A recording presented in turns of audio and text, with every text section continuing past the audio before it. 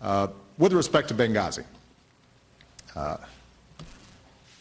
we've now seen this argument that's been made by some folks, primarily up on Capitol Hill, for months now.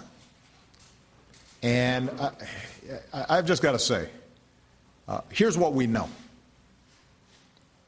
Americans died in Benghazi. What we also know is clearly they were not in a position where they were adequately protected. The day after it happened, I acknowledged that this was an act of terrorism. And what I pledged to the American people was that we would find out what happened, we would make sure that it did not happen again, and we would make sure that we held accountable those who had perpetrated this terrible crime. And that's exactly what we've been trying to do. And over the last several months, there was a review board headed by two distinguished Americans, Mike Mullen and Tom Pickering, who investigated every element of this. And what they discovered was some pretty harsh judgments in terms of how we had worked to protect consulates and embassies around the world. They gave us a whole series of recommendations. Those recommendations are being implemented as we speak.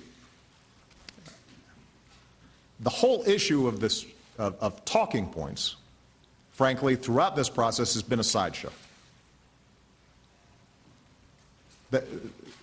What we have been very clear about throughout was that immediately after this event happened, we were not clear who exactly had carried it out, how it had occurred, what the motivations were.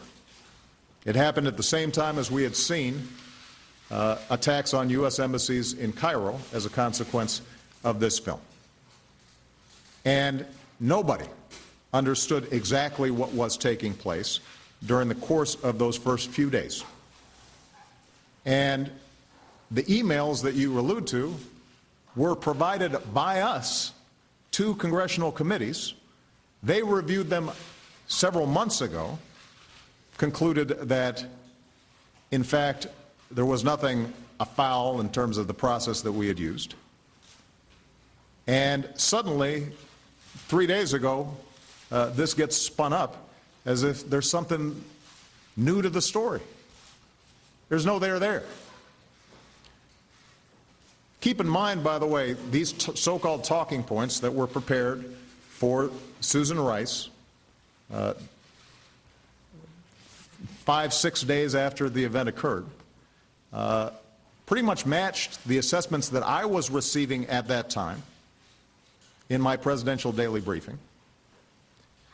And keep in mind that 2 to 3 days after Susan Rice appeared on the Sunday shows using these talking points, which have been the source of all this controversy, I sent up the head of our National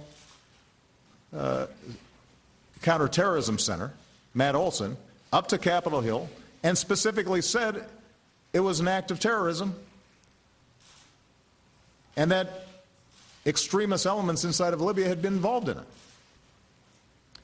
So if this was some effort on our part to try to downplay what had happened or tamp it down, that would be a pretty odd thing that 3 days later we end up putting out all the information that in fact has now served as the basis for everybody recognizing that this was a terrorist attack and that it may have included elements that were planned by extremists inside of Libya.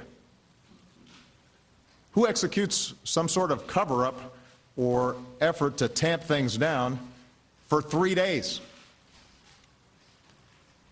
So the whole thing defies logic, and the fact that this keeps on getting churned out, frankly, has a lot to do with political motivations. We've had folks who have challenged Hillary Clinton's integrity, Susan Rice's integrity, Mike Mullen and Tom Pickering's integrity. It's a given that mine gets challenged by these same folks. They've used it for fundraising. And frankly, if anybody out there wants to actually focus on how we make sure something like this